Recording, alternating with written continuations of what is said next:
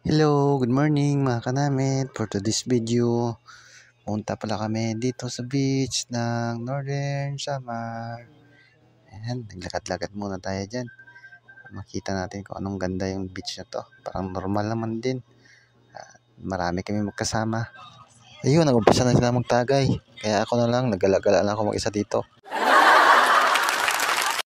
Lakad-lakad muna tayo dyan mga kanamit. The perfect talaga ng nature.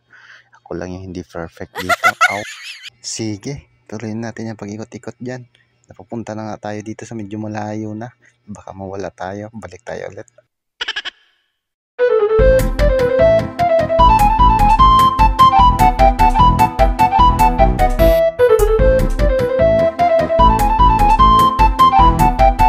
Sa sobrang likot nga natin, nakakaabot na nga tayo dito sa malayo. At ito, may nakuha na tayo kaagad na ang tawag nila dito, yung tinatawagan nilang tuyom. Ano kayang lasa nitong tuyom-tuyom na to?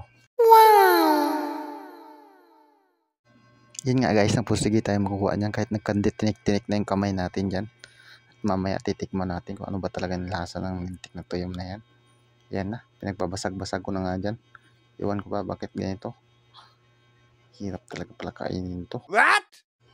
Ayun na guys, nakain na rin natin. Parang lasang talaba pra. Kanamit gid. Kaso kakaunti lang palang laman nito. Kanda tinik-tinik yung kamay natin dyan.